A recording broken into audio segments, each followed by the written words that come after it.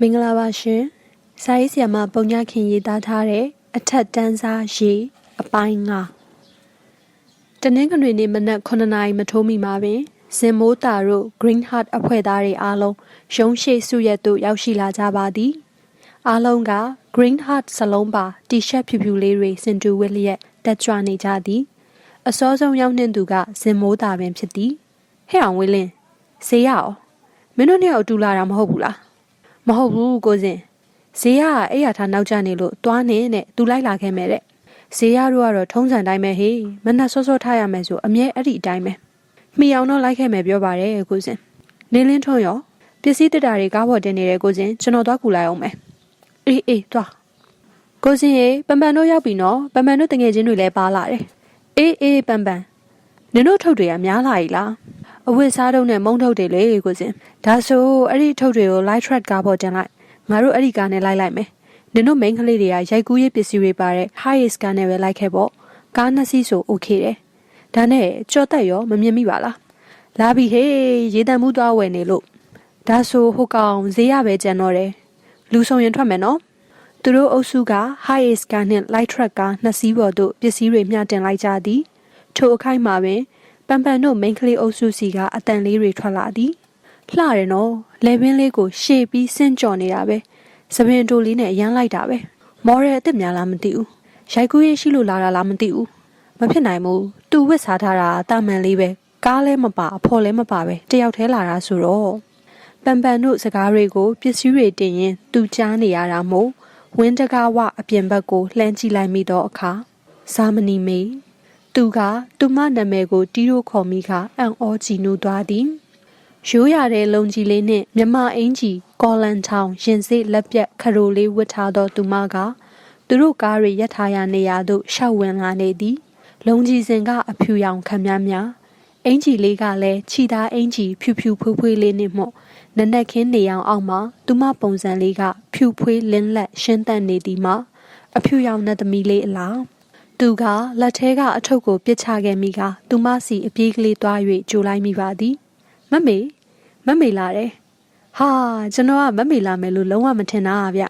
မမေကျွန်တော်တို့နဲ့အတူလိုက်မယ်မဟုတ်လားလိုက်မယ်လေဒီမှာကျမအဝတ်အစားဟောင်းတွေလည်းလှူဖို့ယူခဲ့တယ်ဒါကကျမရဲ့အလှူငွေပါအများကြီးတော့မဟုတ်ဘူး9000နဲ့ပါ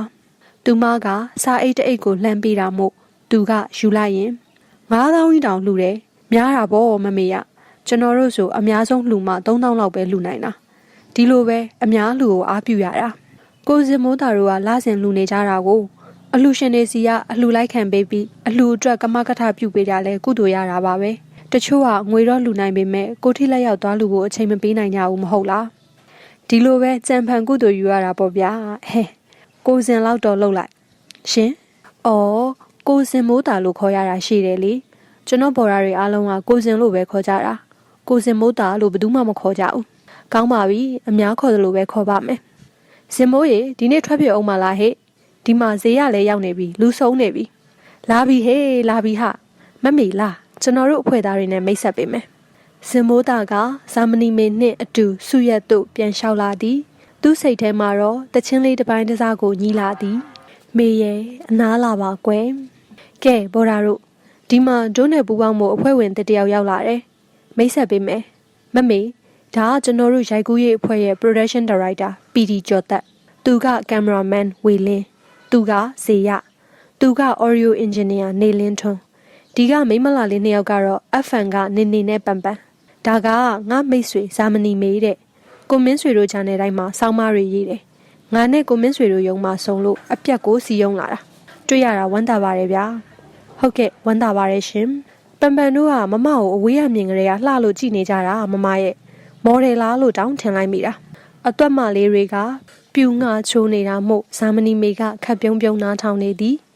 မျက်လုံးလေးတွေရီရွှန်းကနှကန်းလေးတွန့်ကွေးယုံကလေးပြုံးနေပုံလေးကိုသူငေးကြည့်နေလိုက်မိပြီးမှ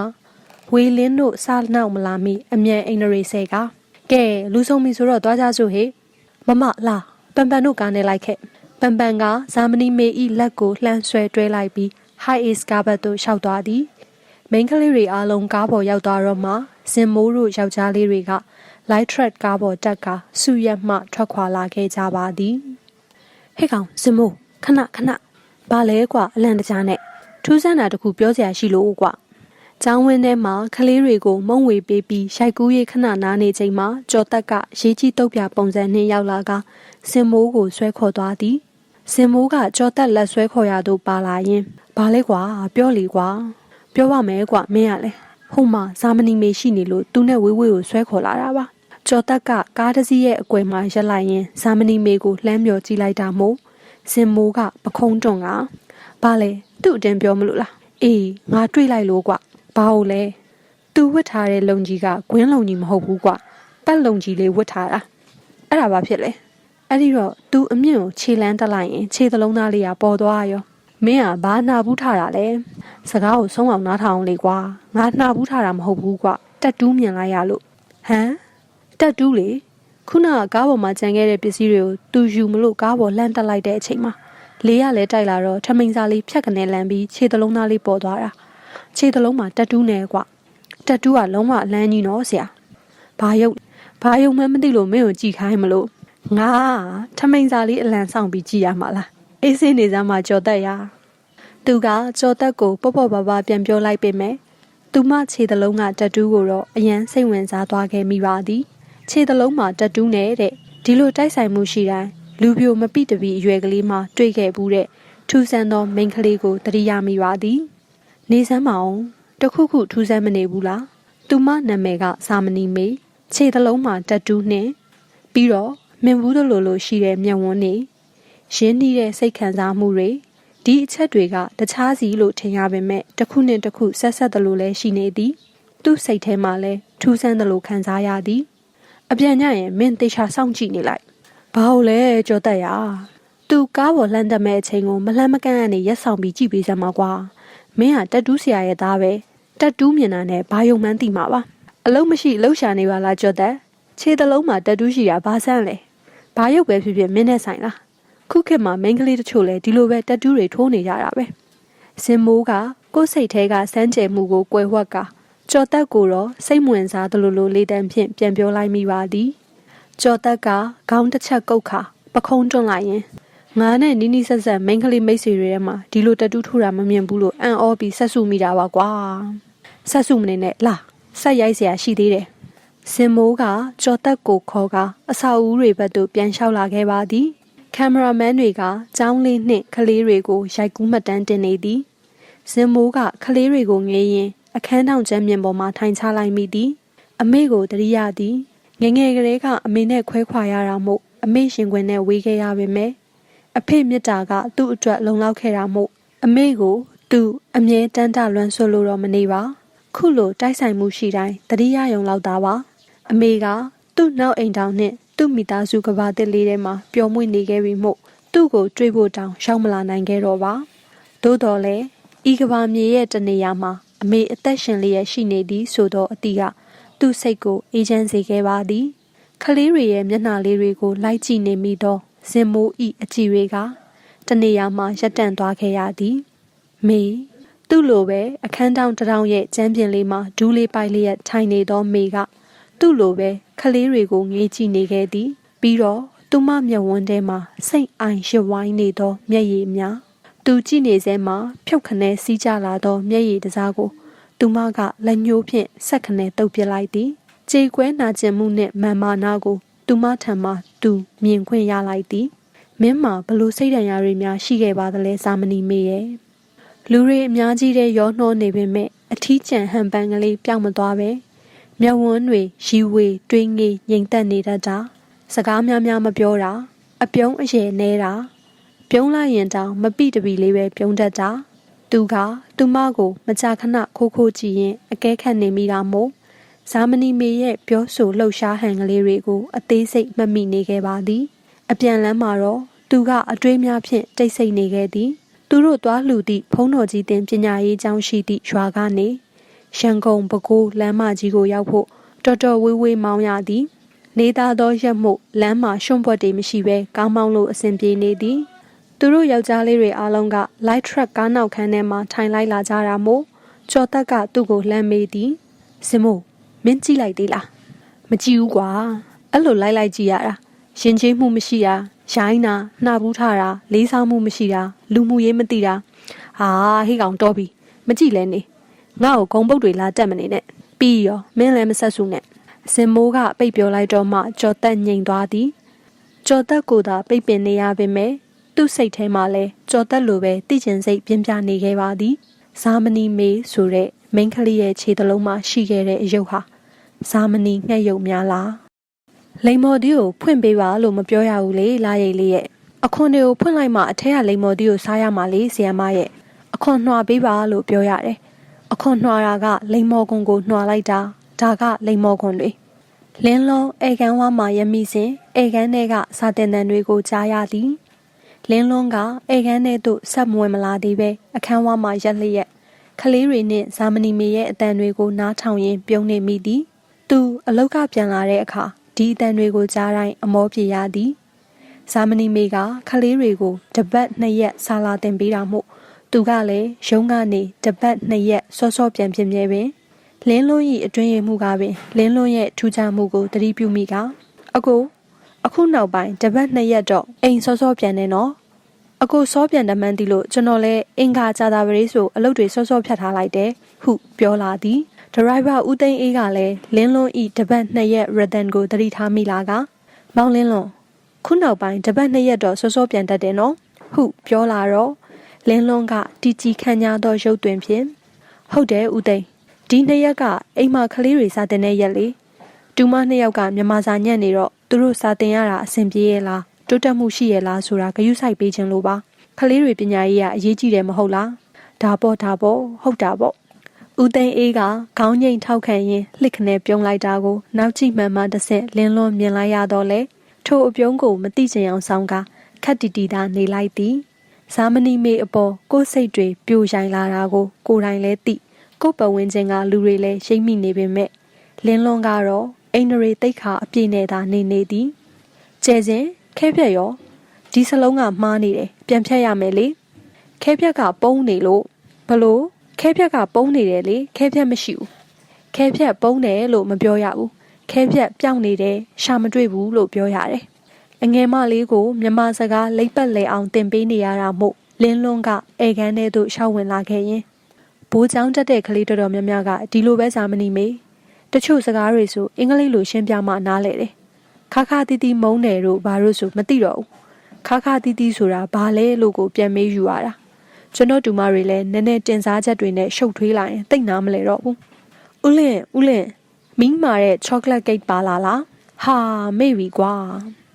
အငယ်မလေးကစာတင်နေရင်ကလင်းလွန်းစီပြေးလာပြီးမေးလိုက်တာမို့လင်းလွန်းကကိုယ့်နှစ်ဖူးကိုပြန်ရိုက်မိသည်လားရိတ်မှလိုက်တာကိုသူတကယ်ပဲမေ့နေခဲ့ပါသည် sorry ပါသမီးဦးလင်းတကယ်မေ့နေတာကွအလုတ်လဲတကယ်များလို့မေ့သွားတာပါဟင်းအလုတ်များတယ်လဲပြောသည်စောလဲပြန်လာသည်မိတို့မြန်မာစာတင်တဲ့နေ့တိုင်းဦးလင်းအလုတ်မများလို့စောပြန်လာတာမဟုတ်လားခလေးစကားကြောင့်လင်းလွန်းကရှက်အန်းဖြစ်သွားကဇာမနီမိတ်ကိုလှမ်းကြည့်မိသည်သူမကအနှဲငယ်ပြုံးရောင်တန်းသွားသောမျက်နှာကလေးဖြင့်ဆောင်းငုံဖတ်နေသည်သူတပတ်2ရက်စောပြန်လာပြီးစာတင်ခန်းသားမှာရောင်လဲဖြစ်နေတတ်တာကိုခလေးတွေလည်းရိပ်မိဇာမနီမေလည်းရိပ်မိနေပါလားဟုခုမှတွေးမိသွားရသည်ဦးလင်းကတနေ့လုံးအလုပ်တွေအများကြီးလုပ်လိုက်လို့ညနေစောပြန်လာနိုင်တာပေါ့သမီးရဲ့မနှက်ဖန်ချလုံးဝမမေ့စေရဘူးကွာဆက်ဝယ်လာခဲ့မယ်ကွာနော်ဟုတ်ပြီလားဟင်းရဘူးခုစားကျင်နေတာဆိုင်ကအဝေးကြီးမှလေသမီးရဲ့မနှက်ဖန်ချမှစားနော်ဆီယမနဲ့စားဆက်တင်လိုက်အောင်နော်ဟင်း chocolate cake စားရမှလားရိတ်လားစားဆက်တင်ရအောင်လေစားတင်ချိန်ပြီးရင်လားရိတ်စားဖို့ဆီယမကိတ်မုံဖုတ်ပေးမယ်ဟင်းတကယ်ဆီယမကကိတ်မုံဖုတ်တတ်တယ်ဖုတ်တတ်တာပေါ့သမီးတို့နှစ်ယောက်လည်းဆီယမနဲ့ကူလုပ်ပေးရမယ်အတူတူကိတ်မုံဖုတ်ရအောင်လေဟေးပြောစရာကြီးခလေးနှစ်ယောက်ကပြိုင်တူអော်လိုက်ကြသည်လင်းလွန်းကသူမကိုလှမ်းကြည့်ရင်ကျွန်တော်လည်းကူလုပ်လို့ရမလားမသိဘူးရတယ်လေရှင်ကူညီနိုင်ရင်ကူပေါ့โอเคဒါဆိုကျွန်တော်အဝတ်လဲပြီးပြန်ဆင်းလာခဲ့မယ်လင်းလွန်းကတွက်လက်ပေါ်ပါသောခြေလမ်းများဖြင့်လှေကားတွေကိုနင်းကအပေါ်ရက်အခန်းရှိရာသို့တက်လာခဲ့ပါသည်မိဖို့ခန်းထဲမှာလင်းလွန်းတို့တူဝရီနှင့်ဇာမနီမေတို့၄ယောက်သားရှုပ်ရှက်ခတ်နေခဲ့သည် ဇာမနီမေကကိတ်မုံဖုတ်ဖို့လိုအပ်သောပစ္စည်းတွေကိုဒရိုက်ဘာဦးသိန်းကလမ်းထိပ်ကဆိုင်လေးမှာသွားဝယ်လာပြီးသည်ခလေးနှစ်ယောက်ကကြက်ဥဖောက်ပေးသောအခါကြက်ဥတွေကကွဲပေါက်ထွက်ကြတဲ့အလုံးကကြနှင့်မို့9လုံးမှ3လုံးလောက်ပဲတင်သည်ဇာမနီမေကဇလုံးကြီးထဲမှာကြက်ဥချောကလက်မုန့်ဂျုံအစရှိသည့်ပစ္စည်းတွေကိုအချိုးတကျဆက်ထည့်ပေးလိုက်သည်ဟင်းကုန်မြန်ပြီကြက်ဥကကွဲထွက်ကုန်ပြီကျဲစင်ကကြက်ဥကိုစပွဲပေါ်ရိုက်ချရင်ပြောတာမို့ဇာမနီမေကကြက်ဥလေးရဲ့အလဲကိုဇွန်းဖြင့်ခက်ဆဆလေးခောက်ချလိုက်ရင်ကြက်ဥဖောက်တာအဲ့ဒီလိုမဖောက်ရဘူးလေကျဲစင်ဒီလိုလေးဖောက်ပြီးဒီနာအခွန်ကိုခွဲပြီးဖောက်ချမှအလုံးလိုက်လေးကျလာတာခလေးတွေကိုတင်ပေးနေသည့်သူမကိုလင်းလွန်းကကြည်ကောင်းကောင်းနှင့်ငေးကြည့်နေမိသည်ကို့အိမ်ကမိဖို့ချောင်းကိုပိုင်ဆိုးနေပုံကလေးကသူမရဲ့ငကိုမူရင်းပုံစံထက်ပျော့ပြောင်းကမိမသားဆန်သည်ကို့မိဖို့ချောင်းမှာတွေ့ရတော့ကို့အိမ်ရှင်မပေါ်ဟုတွေးမိတော့သူတိတ်တဆိတ်ပြုံးရသည်ဒီမိန်းကလေးကိုသူချစ်မိနေခဲ့ပြီဒါဟာတဖြည်းဖြည်းတည်ချလာခဲ့သည်ချစ်တယ်ဆိုတဲ့ခံစားချက်ဟာအဝေးကငေးကြီးနေုံနဲ့လဲပေါ်လာတတ်တာမျိုးလူချင်းအနေစိမ့်မမဲ့စိတ်ချင်းရင်းနှီးတတ်တာမျိုးမျက်လုံးချင်းဆုံလိုက်တာနဲ့ပဲရှင်နဲ့လှက်ခနဲ့အေးမြသွားတတ်တာမျိုးမတွေ့ရပေမဲ့လဲကို့အနာမှာသူရှိနေတယ်လို့မျိုးတိုက်ဆိုင်မှုရှိရှိမရှိရှိသတိရနေတတ်တာမျိုးမိမလလေးများစွာနဲ့ခင်မင်ရင်းနှီးခဲ့ဘူးတော့လေဒီလိုစိတ်ခံစားချက်မျိုးကိုတော့သူတခါမှမခံစားခဲ့ရဘူးပါကျွန်တော်လည်းကြက်ဥဖောက်တာတင်ပေးပါလင်းလွန်းကသူမနာသွားရက်ခါပြောလိုက်တော့သူမကမျက်ခုံးလေးပင့်ကသူ့ဘက်သို့လှည့်မော့ကြည့်လိုက်ရင်ရှင်ကြက်ဥမဖောက်တတ်ဘူးလားခမည်းလိုတသက်ရရလေးတော့မဖောက်တတ်ဘူးလေကဲဒါဆိုလဲဒီမှာကြည့်ကြည့်ပြီကျမလှုပ်တယ်လို့လိုက်လို့ဟုတ်လင်းလွန်းကသူမလိုပဲဇွန်းတစ်ချောင်းကောက်ကင်လက်တစ်ဖက်ကကြက်ဥကိုကိုင်ကအသင့်ပြင်ထားသည်သူမကကြက်ဥကိုခက်ဆဆဇွန်းဖြင့်ခောက်လိုက်တော့သူကလည်းလိုက်ခောက်ရင်လက်လွန်ကကွဲကျသွားသည်ဒီပုံတိုင်းသာဆိုရင်တော့ဒီနေ့အဖို့ကိတ်မုံမဖုတ်ဖြစ်လောက်ဘူးကိုလင်းလွန်ဒီလိုအလုံးမပြတ်လေးထွက်ကြလာဖို့ကကြက်ဥ half right ကြော်ဖို့အတွက်ပဲလိုတာပါကိတ်မုံဖုတ်ဖို့အတွက်ကတော့ကြက်ဥနှစ်တွေပုံပြက်ပြီးထွက်လာလဲအရေးမကြီးဘူးအားလုံးရောခောက်ပြမှာပဲလေခုတော့ကိတ်မုံဖုတ်ဖို့ပဲလုပ်လိုက်တာကောင်းပါတယ်သူမကဇလုံးကြီးတဲကိုကြက်ဥတွေဖောက်ချပြီးဂျုံမုံချောကလက်မုံအစရှိသည့်လိုအပ်သောပစ္စည်းတွေကိုအချိုးတကျဆက်ထည့်ပေးလိုက်တော့အခါလင်းလွန်းကမှွေတံကလေးဖြင့်တမအောင်ရောမှွေခောက်ပေးလိုက်ပါသည်ကိတ်မုံဖုတ်နေတော့မှလင်းလွန်းကထမင်းစားကန်စပွဲမှာထိုင်ဆောင်နေလိုက်သည်ခလေးတွေကတော့အပြင်ပြန်ထွက်သွားပြီး TV ရှေ့မှာသွားထိုင်နေကြသည်အန်တီမြင့်ကသူ့မိတ်ဆွေအိမ်သွားနေတာအခုထိပြန်မလာသေးမိဖို့ခန်းထဲမှာသူတို့တွေကြီးရှုပ်ရှက်ခတ်နေတာမို့အေးရင်နှင့်ဒေါ်တန်းကလည်းနောက်ဖက်ကသူတို့အခန်းလေးထဲမှာသာနေကြတာပင်ဇာမနီမေခမရပညာရက်တွေတော်တော်ဆုံဆုံတက်တာပဲနော်ချောကလက်ကိတ်လည်းဖုတ်တက်နေတာပဲရှင့်ကိုကျမပြောဘူးသားပဲလေကိုလင်းလွန်ကျမကဓာရီတင်ထားပြီးတင်တန်းဆရာပြန်လုပ်နေတာလေတင်ဖို့အတန်းမရှိရင်လေဒီလိုပဲကိုစားချင်တာလေးတွေလှုပ်ရှားတာပေါ့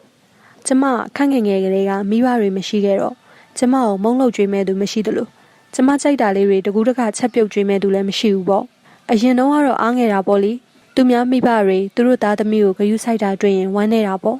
နောက်တော့ကိုမိဘကလုံးမပေးလဲကိုဖသာတင်ယူလို့ရတာပဲလေလို့တွေးပြီးကျမတင်တန်းတွေတက်တယ်ကိုကြိုက်တာလေးတွေဆိုကို့အမေကကို့ကိုချက်ကျွေးတာလို့သဘောထားပြီးကိုဖသာချက်စားလိုက်တာပဲ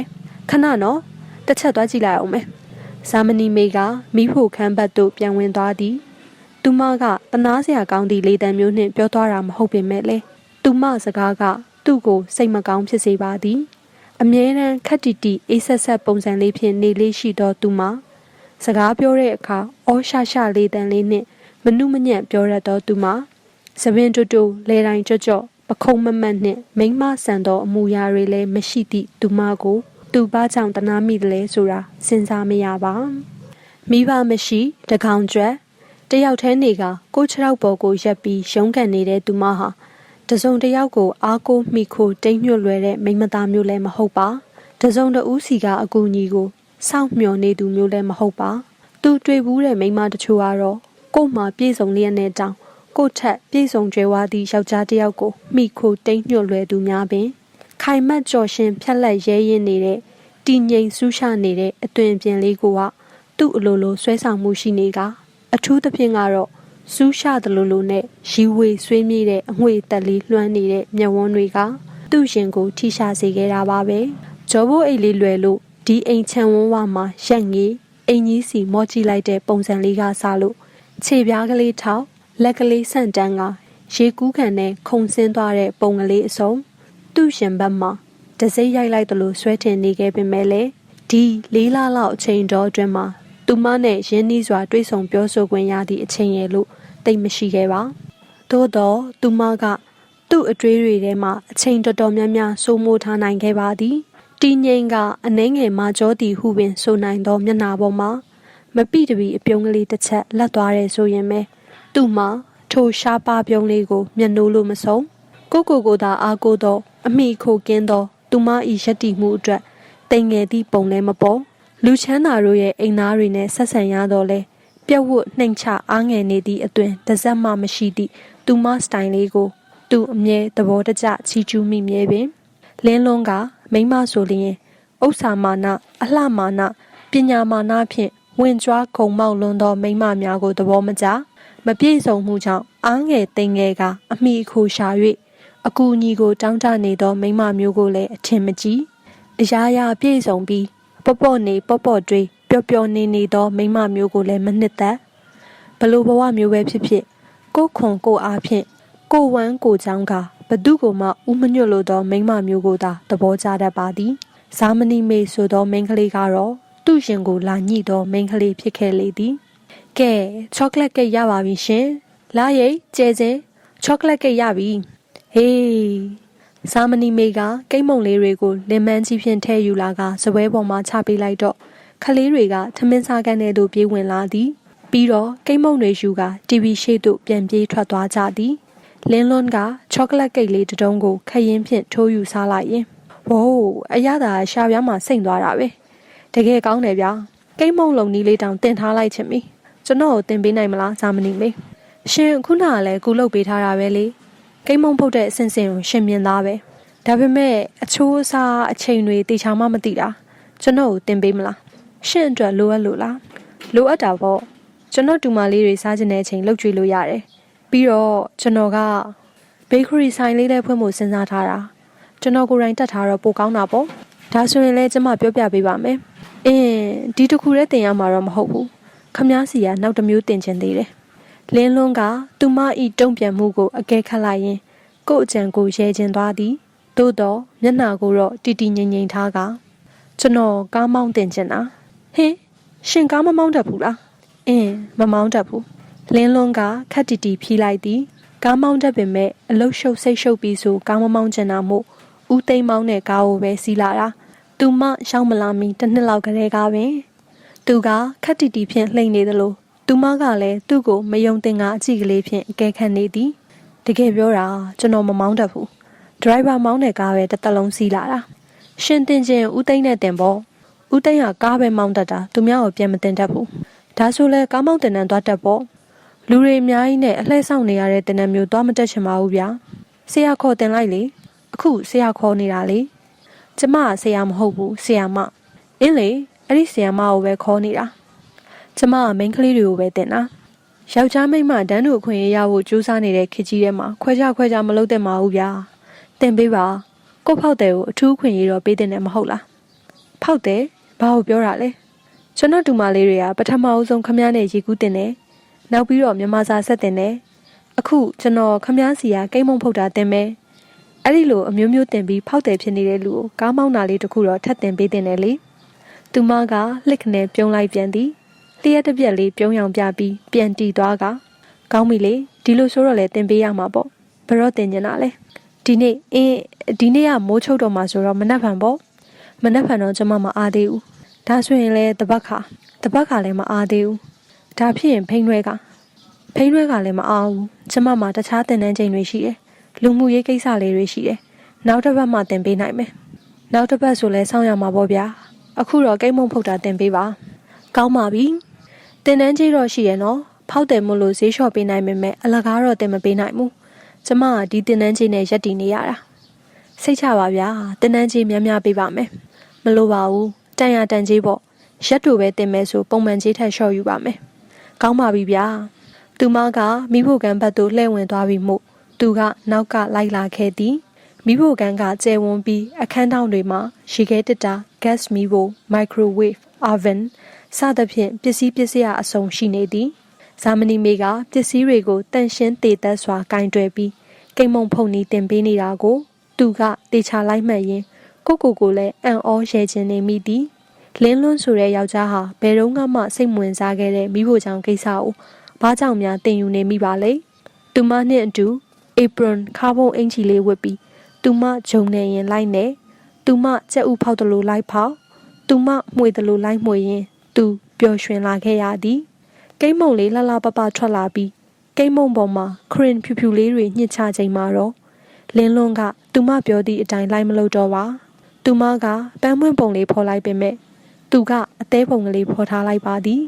သူမကလင်းလွန်းဖော်လိုက်တဲ့အသေးပုံလေးကိုတစ်ချက်ကြည့်လိုက်တော့လင်းလွန်းကတစ်ချက်ရေလိုက်ရင်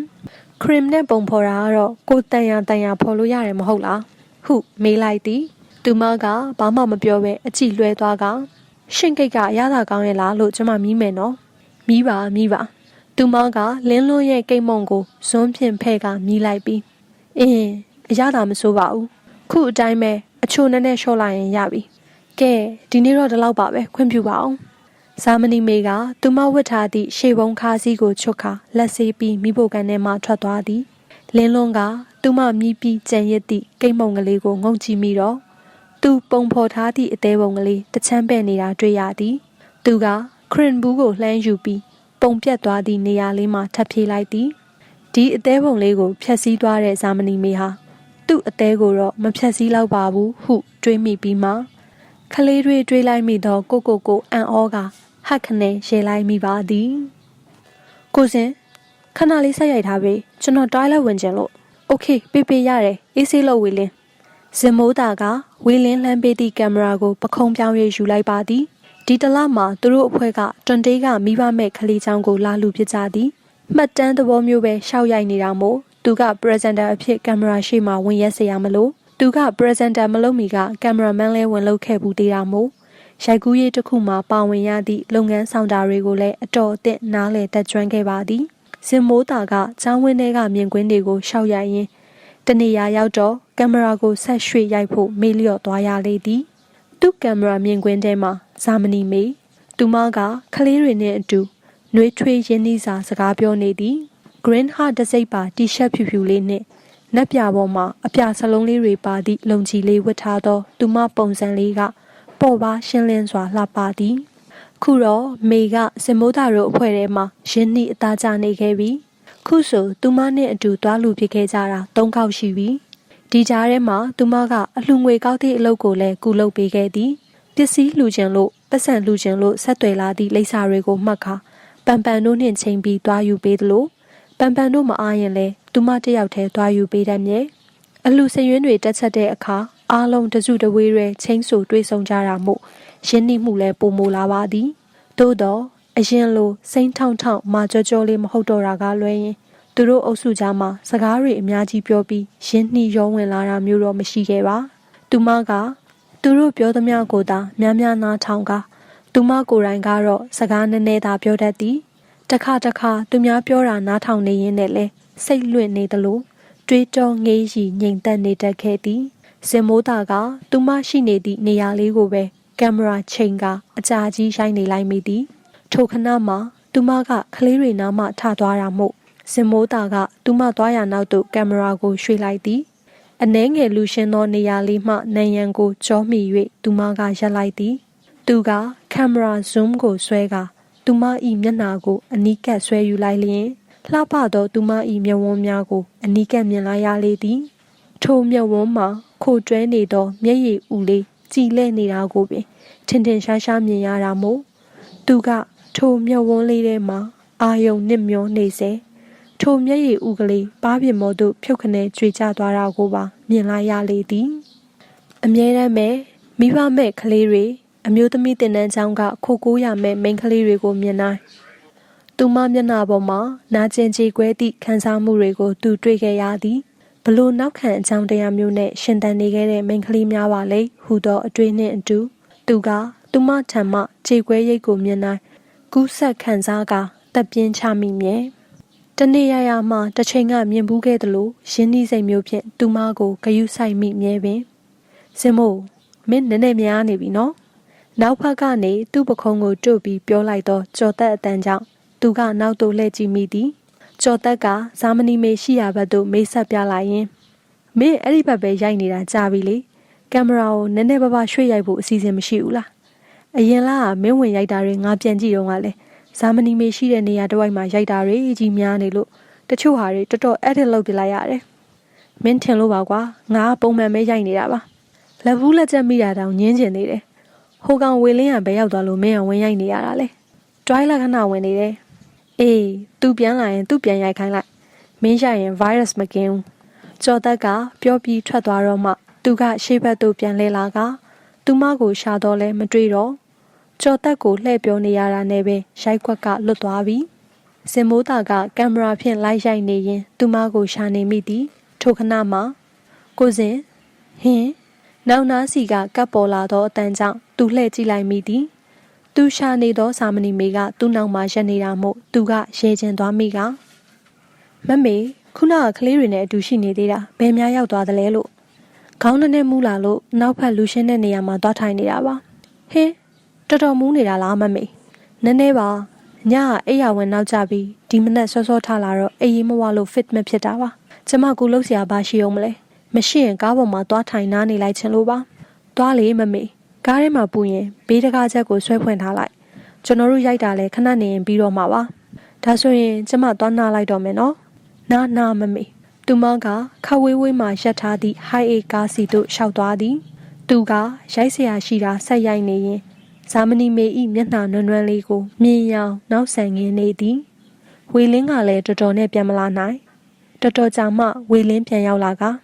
ကိုစင်ရပြီကျွန်တော်ကင်မရာပြန်ပြီးတော့မင်းကလည်းကြားလိုက်တာကွာအိမ်နာတက်တာတော့ကြာလားမင်းဝမ်းချုပ်နေလို့လားဟာမဟုတ်ပါဘူးဗျာကျောင်းနောက်မှာကလေးတွေကိုစာတင်နေတဲ့ဆရာမတွေနဲ့တွေ့လို့စကားပြောနေလို့ပါအော်ကိုစင်ပန်ကမေးနေတယ်ကလေးတွေကိုယူလာတဲ့အဝတ်ထုတ်တစ်ထုပ်ပြောင်းနေလို့တဲ့ကိုစင်ဘယ်နားမှာထားလိုက်လဲတဲ့ကားထဲမှာပဲလေကွာနောက်ဆုံးခုံနှန်းအောင်မှာငါထိုးထည့်လာခဲ့တာတွားယူပေးလိုက်ပါကိုစင်ရအေးငါတွားယူလိုက်ပါမယ်စင်မိုးကကင်မရာကိုပခုံးပြောင်းပေးလိုက်ပြီးကားရက်ထားသည့်ဘက်သို့ခတ်သွက်ရှောက်လာခဲ့သည်ကားနာရောက်တော့ဘေးတကားဖွင့်ထားတာတွေ့ရသည်ကားထဲသို့သူလှမ်းကြည့်မိတော့နောက်ဆုံးခုံတန်းမှာထိုင်ပြီးမျက်စိမှိတ်ထားသည့်သူမကိုတွေ့သည် earphone ကိုနားမှာတက်လျက်ခေါင်းကလေးဆောင်းငိုက်ခါအိမ်မောကျနေပုံရသည်ခုံရဲ့တောင်းမှာထိုင်ကခြေထောက်ကလေးကိုပိပိရီရီလေးချိတ်ထပ်ထားသည်အဲ့ဒါမှပြဿနာယူရမယ့်အဝတ်ထုတ်ကသူမထိုင်ကုန်အောင်မှာသူကသူမနိုးသွားမှဆိုတာမို့အတန်မထွက်အောင်တတိထားကကားပေါ်သို့တက်လာသည်ပြီးတော့မှသူမခြေထောက်နားမှာစောင်းကြောင်ထိုင်ချကခုံအောက်ကအဝတ်ထုတ်ကိုအသာအရာဆွဲယူနေစေသူ့အကြည့်ကသူမခြေထောက်စီရောက်သွားသည်ဟာစင်မိုးကမထင်မှတ်ပဲရုတ်တရက်မြင်လိုက်ရသည့်အရာကိုစူးစိုက်ကြည့်ရင်အံ့ဩမှင်တမ်းနေမိသည်ခြေထောက်ချိတ်ထားသဖြင့်လုံကြီးစကလေးကခြေသလုံးတစ်ဝက်အထိတက်နေကခြေသလုံးပေါ်ကဇာမနီငှက်ရုပ်တက်တူးလေးဟာအထင်သာဒီအယုတ်ဟာဖေဖေလက်ရဆိုတာသူကောင်းကောင်းမှတ်မိသည်ဇာမနီငှက်ရုပ်တွေတက်တူးတွေများကောင်းများနိုင်ပေမဲ့အဖေလက်ရမျိုးတော့အတူမရှိနိုင်ဒါဆိုရင်ဇာမနီမေဟာလွန်ခဲ့တဲ့10နှစ်ကျော်ကာလစောင်းတညမှာသူတို့ရဲ့တက်တူးဆိုင်လေးကိုရောက်လာခဲ့တဲ့မိန်းကလေးများလားရင်းနှီးနေတဲ့ထင်ရတဲ့မျက်လုံးတွေရဲ့တွေ့ဘူးသလိုလိုစိတ်ဝင်စားမှုရဲ့ဇာမနီတက်တူးရဲ့သူမများလားသူကတွေးဝေစဉ်းစားနေပြီးမှအဝတ်ထုတ်ကိုအသာလှမ်းဆွဲယူပြီးကားပေါ်ကနေခက်မြမြန်ဆင်းလာခဲ့သည်စိတ်ထဲမှာသူမပဲရဲ့လို့တေချာမိနေပေမဲ့တက်တူးပုံတူတွေလည်းရှိချင်ရှိနိုင်တာပေါ့ဟုဖြေတွေးမိပြန်သည်အဲ့ဒီညကအဖြစ်ဆိုးတစ်ခုခုနဲ့ကြုံခဲ့ပုံရတဲ့မိန်းကလေးကိုဇာမနီမေမဖြစ်စေခြင်းသည့်စေတနာကရင်ထဲမှာလာညှိပြန်သည်ရိုက်ကူးရေးအားလုံးမကြခင်မှာပြီးသွားတာမို့သူတို့အားလုံးပြန်မို့ပြင်ဆင်လိုက်ကြသည်ထို့အချိန်ထိသူမကမနိုးသေးပဲနှစ်ချိုက်အိပ်ပျော်နေခဲ့သည်သူကသူမနဘေးနောက်ဆုံးခုံလေးမှာထိုင်လိုက်လာခဲ့ရင်သူမဤနားမှာတက်ထားစေ earphone လေးတစ်ဖက်ကိုအသာအရဆွဲယူပြီးသူ့နားမှာတက်လိုက်သည်တချင်းဖွင့်ထားခဲ့ရင်လည်းပိတ်ပေးမည်ဟုပင်သို့တော့သူကြားလိုက်ရသောတချင်းကြောင့်ချက်ချင်းမပိတ်ဖြစ်ပဲဆက်နားထောင်နေလိုက်မိသည်ဒါဟာအဆိုတော်ပူပူရဲ့မိဘမဲ့တချင်းဆိုတာ သူလဲတချင်းနားထောင်နေကြမှုတည်နေသည်တချင်းဆုံးခံနီးလေးမှသူနားထောင်မိပေမဲ့ထိုတချင်းပဲထက်လာပြန်သည်ကြည်ရတာဒီတပုတ်သေးကိုပဲတိတ်ကြိုက်လို့အထက်ထက်နားထောင်နေပုံရသည်တချင်းတန်ကဇင်မိုးသာဤနှလုံးသားကိုပါလာပြီးထိရှာစေသည်ဒီတချင်းကိုဘာကြောင့်များအထက်ထက်နားထောင်နေရတာလဲမေးရဲ့မေးရင်မှလူသူမသိအောင်တူဝတ်ထားတဲ့နာကျင်ခံစားမှုတွေရှိနေတာများလားသူကတချင်းကိုပိတ်ပေးလိုက်ဖို့မေးလျော်စွာဖြင့် earphone လေးတစ်ဖက်ကိုနားမှတက်၍နားထောင်ရင်းအိပ်ပျော်နေသည့်သူမမျက်နှာလေးကိုငေးကြည့်လာခဲ့မိပါသည်သူတို့ကားလေးကတော့ရန်ကုန်ဘက်သို့ဦးတီကခက်မှန်မှန်မောင်းလျက်ရှိပါသည်ကျွန်တော်စတီယာရင်ကောင်းကောင်းမထိန်နိုင်ဘူးကျွန်တော်ကိုကူထိန်ပေးပါဦးဗျလင်းလွန်းကဇာမနီမေတင်ပြပေးသည့်အတိုင်းကားမောင်းလာရင်လူရှင်ကားရှင်းသည့်နေရာရောက်မှစတီယာရင်ကိုဟိုတီကွေးသလိုလှုပ်လိုက်သည်ကိုလင်းလွန်းရဲ့ရှင်းရလဲဒီစတီယာရင်တော့မနိုင်ဘူးလားဇာမနီမေကစိတ်မရှိတော့သလိုလေးပြောရင်းလင်းလွန်းလက်ထဲကစတီယာရင်ကိုလှမ်းထိန်ပေးလိုက်တော့လင်းလွန်းကကြိတ်ပြုံးလိုက်မိသည်တကယ်တော့လင်းလွန်းအတွက်ကားမောင်းတာခက်တာမဟုတ်မမောင်းတတ်ချင်အောင်ဆောင်ရတာကခံနေတာပင်သူကားမောင်းတင်နေတာ၄ရက်ရှိခဲ့ပြီမနက်ဆိုဦးသိန်းကဇာမနီမေဤတိုက်ခန်းရှိအထိသူ့ကိုကားမောင်းပို့သည်ပြီးမှဇာမနီမေကိုခေါ်ကာသူ့ဝနကွင်းထိမောင်းသွားပြီးကားမောင်းတင်ရသည်ဦးသိန်းကိုလင်းလွန်းကားမောင်းတတ်ကြောင်မပြောမိဖို့နှုတ်ပိတ်ထားရတာမို့တခါတလေဆိုဦးသိန်းကပြုံးစီလုံနေတတ်ပါသည်တကယ်ဆိုလင်းလွန်းကတိတ်အားနေသောယောက်ျားတစ်ယောက်တော့မဟုတ်ပါလှုပ်เสียလှုပ်တွေလည်းတန်းစီလိုနေတာပင်ကို့ပတ်ဝန်းကျင်ကကိုသဘောကျသောမိန်းကလေးတစ်ယောက်ကိုတိတ်ကြိုးစားအားထုတ်เสียမလို့ပဲရည်စားဖြစ်ခွင့်လဲရနိုင်ပါသည်သို့တော့ယောက်ျားဆိုတာကကိုရခဲ့ချစ်သောမိန်းကလေးအတွက်ဆိုကိုယ့်ရဲ့တန်မိုးရှိသောအချိန်တွေကိုဖဲ့ပေးပြီးအပင်ပန်းခံဖို့ဝင်မလေးတတ်ကြပါမယ်ကိုမချစ်သောမိန်းကလေးတွေအတွက်တော့တိတ်လဲအပင်ပန်းမခံလို့အချိန်လဲအကုန်မခံနိုင်ကြပါတာယာယုံတသက်အတွက်အပင်ပန်းခံခြင်းသူယောက်ျားမျိုးလဲရှိကောင်းရှိမိပေါ့သူ့ပတ်ဝန်းကျင်မှာတာယာစရာတွေများလာပေမဲ့နှလုံးသားကိုထိရှစေနိုင်သူမျိုးတော့မရှိခဲ့ပါဇာမနီမေကတော့သူ့နှလုံးသားကိုထိရှစေသည်လှပလွန်းသောအတိတ်ဘယ်တွေအမျိုးမျိုးရှက်ဖြာရီဝေနေသောမျက်နှာဝန်းကလေးရဲ့နောက်ွယ်မှာတခုခုကိုလျှို့ဝှက်ထားသည့်အရေးအယောင်တွေပေါ်လွင်နေတတ်တဲ့သူမကိုသူချစ်မိပါသည်အမြဲတမ်းတည်ငြိမ်မှကြောနေတဲ့မျက်နှာကလေးပေါ်မှာလျှက်ပြတ်သလိုလင်းသွားရတဲ့မပီမတရှားပါပြုံးလေးကိုမြင်ရတိုင်းသူ့စိတ်တွေလန်းဆန်းသွားရမြဲပင်မနက်ဆိုဂျင်းပန်ပြားနဲ့တီရှပ်လေးဝတ်ခါအိယာနိုးစမျက်နှာပြောင်လေးနဲ့စပင်တိုဖွားလေးကိုလက်ဖြင့်တက်ရင်တိုက်လေကားကနေဆင်းလာတတ်တဲ့သူမကိုမြင်ရတိုင်းသူ့မနက်ခင်းတွေကပို့ပြီးအတိတ်ပဲပြေဆုံးသွားရမြဲပင်လင်းလွန်းကအတွေးနဲ့အတူပြုံးမိရင်ကားမမောင်းတတ်ချင်အောင်ဆောင်ဖို့မေးလျော်စွာကားကိုကျွမ်းကျင်မောင်းနေလိုက်မိပါသည်ကိုလင်းလွန်းရှင်ကားမောင်းတတ်တယ်မဟုတ်လားမောင်းတတ်တာပေါ့လင်းလွန်းကအမတ်တမဲ့ရောင်၍ဖြေလိုက်မိပြီးမှသတိဝင်လာကရေမောမိရင်ခုမောင်းတတ်သွားတာကိုပြောတာလေခမည်းတင်မေးလို့မောင်းတတ်ပြီပေါ့ရှင်ညာတာပါရှင်မမောင်းတတ်ချင်အောင်ဆောင်နေတာပါကဲကိုကမမောင်းတတ်ချင်အောင်ဆောင်နေဆိုရင်ဘာအတွက်ဒီလိုဟန်ဆောင်နေဆိုတာမသိချင်ဘူးလားမသိချင်ဘူးကိုလင်းလွန်းသိဖို့လည်းမလိုအပ်ဘူးရှင်ဒီလိုဟန်ဆောင်တော့တင်ပေးရတဲ့ကျမအညာခံရတာပေါ့ကျမပဲအယူဖြစ်တာပေါ့အလကားတက်ရှင်လဲအချိန်ကုန်ကျမလည်းအချိန်ကုန်တယ်တန်မိုးရှိတဲ့အချိန်တွေပုတ်ကုန်တာပေါ့မပုတ်ပါဘူးလင်းလွန်းကအမောင်းတင်နေသည့်ကွင်းထဲကမောင်းထွက်လာသောကားကိုလမ်းပြီးမှရပ်ပြီးသူမဘက်သို့လှည့်ကြည့်မိလျက်ကို့အတွက်တော့အချိန်ကမပုတ်တဲ့အပြင်လက်ဆက်တောင်းနေသေးတယ်သူမကနှုတ်ဆက်လျက်သူ့ကိုစူးစမ်းသလိုကြည့်သည်သူမမျက်ဝန်းထဲမှာစိုးထိတ်မှုတစ်ဝက်တစ်ပြက်ကိုတွေ့သည်ကိုဖြတ်တန်းရတဲ့တနေ့တာအချိန်ထဲမှာဒီအချိန်ကကို့အတွက်အလက်ဆက်ဆုံးပဲအလန်းဆန်းဆုံးပါပဲဇာမနီမေလင်းလွန်းသည်လည်းသူမညင်းဆန်တုတ်ပြန်မှာကိုစိုးထိတ်တုံလို့စွာဖြင့်စကားဆက်ရသည်များသောအားဖြင့်ကတော့ယောက်ျားအများစုဟာမိန်းကလေးဘက်ကကိုမေတ္တာတုံ့ပြန်နိုင်ခြင်းအရေးအယောင်ပြမှာပဲကိုအချစ်ကိုဖွင့်ဟတတ်ကြတာပဲလင်းလွန်းကတော့ဒီလိုအရေးအယောင်မရှိတဲ့မိန်းကလေးကိုချစ်ချောင်းဖွင့်ဟပြောပြတော့မည်ဟုဆုံးဖြတ်ချိန်မှာအနှဲငယ်စိုးထိတ်လာပါသည်သူမထံကအကြည့်ခိုးတစ်ချက်တလေတောင်မတွေ့ဘူးသလိုနုညက်ပျော်ပြောင်းမှုရင်းနှီးရောဝင်မှုကိုလည်းမရခဲ့ဘူးပါရေးလာအောင်မြောင်းပေးဖို့ဝေးလို့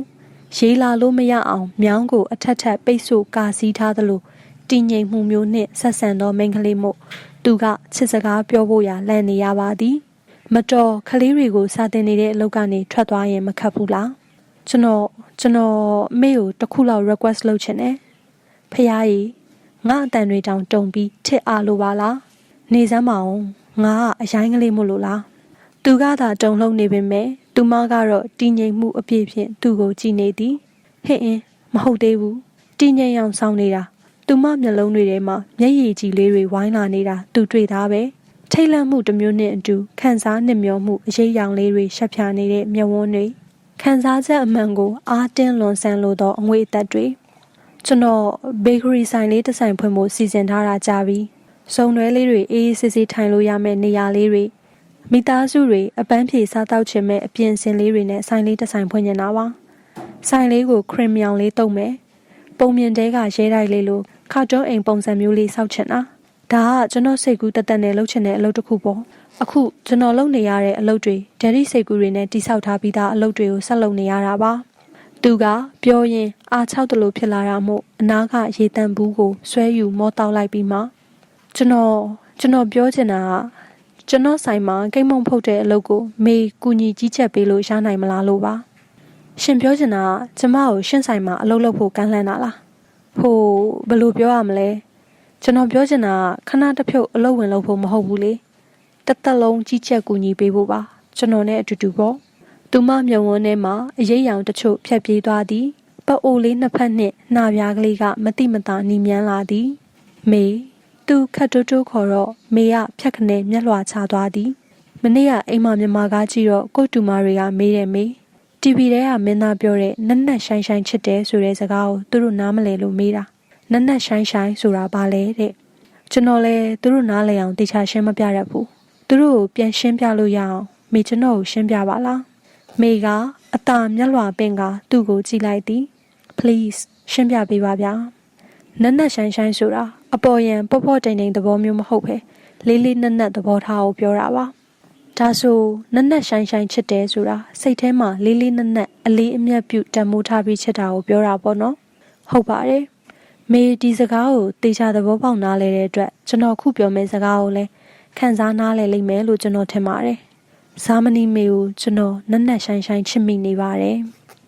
သူမကတိတ်ဆိတ်လျက်သူ့ကိုစိုက်စိုက်လေးကြည့်နေပါသည်အဲ့ဒီမျက်ဝန်းတွေထဲမှာဝေခွဲမရနိုင်ခြင်းတွေလည်းရှိနေသည်ရှင်ကျမအကြောင်းဘယ်လောက်သိလို့လဲအချစ်ဆိုတာလူတစ်ယောက်အကြောင်းဂါဂါကနာတီမှာဖြစ်လာတဲ့ခံစားချက်မျိုးမဟုတ်ပါဘူးမေတကယ်လို့မေကမေ့အကြောင်းကျွန်တော်သိတဲ့နယ်လို့ယူဆရင်ပြောပြဖို့ဝတ္တရားကမေ့စီမှာပဲရှိတာပါကျွန်တော်ကတော့မေ့အကြောင်းသိရအောင်တကူးတကလိုက်စုံစမ်းနေမှာမဟုတ်ဘူးလေကျွန်တော်အတွက်ကတော့တိမတိအရေးမကြီးပါဘူးတကယ်လို့ကျမဘဝမှာအပြစ်အနာစာတစ်ခုခုရှိခဲ့ဘူးတဲ့ဆိုရင်ရောအပြစ်အနာစာဆိုတာအမျိုးမျိုးရှိနိုင်တာပဲမေသူတစ်ပါးကြောင့်ဖြစ်ခဲ့ရတဲ့အပြစ်အနာစာလားကံကြမ္မာကြောင့်ဖြစ်ခဲ့ရတဲ့အပြစ်အနာစာလားမေကိုယ်တိုင်စိုးမိုက်ခဲ့လို့ရခဲ့တဲ့အပြစ်အနာစာလားဆိုတာပေါ်မူတည်ပြီးကွာခြားမှုရှိတာပဲပြီးတော့ဖြစ်ခဲ့တဲ့ကိစ္စတစ်ခုကိုအပြစ်အနာစာလို့သတ်မှတ်တယ်မသတ်မှတ်ဘူးဆိုတာကလည်းရှုမြင်သုံးသပ်တဲ့လူတွေရဲ့စိတ်ဓာတ်နဲ့နားလည်ပေးနိုင်စွမ်းပေါ်မူတည်ပြီးကွာခြားနိုင်သေးတာပဲ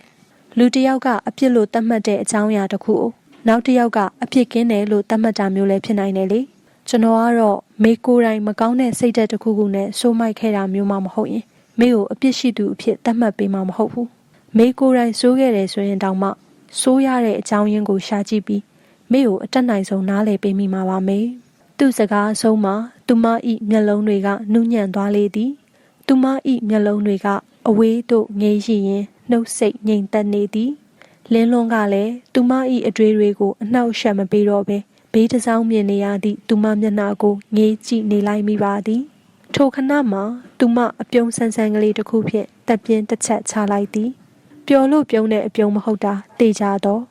နာကျင်မှုတစ်ဝက်အရွက်တိုက်လိုစိတ်တစ်ဝက်ပါကောင်းပါမည်ဖြစ်သောအပြုံးဆန်းကလေးအပြုံးတူကလေးပင်ပြီးတော့အနှဲငယ်အရှာသောစကားတန်ကျမယောက်ျားတစ်ယောက်ကိုချစ်ခွင့်ရှိလားချစ်လို့ရလားကျမကိုချစ်ပြီးကျမကလည်းချစ်နိုင်တဲ့ယောက်ျားတစ်ယောက်နဲ့လက်ထပ်ပြီးပျော်ရွှင်တဲ့မိသားစုဘဝကိုတည်ထောင်ခွင့်ရှိသလားဆိုတဲ့မေးခွန်းရဲ့အဖြေကိုသိချင်ခဲ့တာ10 နှစ်ရှိခဲ့ပြီကိုလင်းလွန်စကားအဆုံးမှာသူမ၏မျက်ဝန်းကလေးကလင်းလွန်ဘက်သို့ရွေ့လာသည်အဲ့ဒီမျက်ဝန်းထဲမှာမျက်ရည်ကြည်လေးတွေဝေနေခဲ့သည်နှလုံးသားရဲ့နာကျင်မှုတချို့တစ်ဝက်ကိုလည်းမြင်ရသည်သူမမှာဘလို့နာကျင်စရာအဖြစ်တစ်နှစ်တွေရှိခဲ့တယ်ဆိုတာ သူမသိရပေမဲ့လေသူမရဲ့နာကျင်မှုတွေကိုသူ့ချစ်ချင်းမြတ်တာဖြင့်အေးငြိမ်းစေခြင်းမိသည်သူမကစကားဆက်သည်ဒါပေမဲ့ခုထိကျမအဖြေရှာမတွေ့နိုင်သေးဘူးမေလင်းလွန်းကသူမ၏လက်ကလေးတစ်ဖက်ကိုဖွားဖွားအုပ်ကင်လိုက်ရင်လူစုလူမိုက်လူသက်သမားတွေတောင်အချစ်ရှိကြသေးတာပဲမေအယုတ်အလက်အမျက်မရွေလူဒန်းစားမရွေချစ်ခွင့်ရှိပါတယ်ချစ်စိတ်ပေါ်ပေါက်လာနိုင်ပါတယ်ချစ်စိတ်ကိုဘာနဲ့မှကန့်သက်ထားလို့မရပါဘူးအချစ်ဆိုတာလူအခွင့်အရေးတစ်ခုပါမေကလင်းလွန်းဤမျက်လုံးတွေကိုစူးစိုက်ကြည့်နေခဲ့သည်မေမျက်လုံးထဲမှာနူးညံ့မှုတွေနဲ့အတူဝေခွဲမရနိုင်ခြင်းတွေပါတွေ့ရသည်ကျမမေအတန်ကအကွဲတိမ်ဝင်သွားသည်လင်းလွန်းအုပ်ကင်ထားသောသူမ၏လက်ကလေးကမတိမတာတုံရင်နေသည်လင်းလွန်းကသူမ၏လက်ဖြားကလေးတွေကိုဆုပ်ညှက်အားပေးလိုက်မိချိန်၌သူမ၏ကော့မြတ်တောင်ဖျားမှမျက်ရည်ဥကလေးတီးလာသည်ကျမဘဝတိတ်ပြီးမရှင်းလင်းမှုကိုလင်းလွန်းကျမဘဝမှာဘာတွေဖြစ်ခဲ့တယ်ဆိုတာရှင့်ကိုအခုပြောမပြနိုင်သေးဘူးရှေ့ဆက်ပြီးဘာတွေလုပ်မိမယ်ဆိုတာလဲရှင့်ကိုကျမမပြောပြနိုင်ဘူးဒါပေမဲ့ကျမနှလုံးသားကတော့ရှင့်ကြောင့်လှုပ်ရှားခဲ့ရတာကိုကျမဝန်ခံပါတယ်မေရဲ့လင်းလွန်းကကိုယ့်လက်ထဲကသူမလက်ကလေးကိုအသာဖွားဖွားဆွဲယူလျက်ကို့ပါနှင့်ဖိကတ်အပ်ထားလိုက်ချိန်မှာကော့မြတ်တောင်ဖျားကမျက်ရည်တစ်ဆက်ကျွေတက်ခဲ့လေသည် Thank you for listening.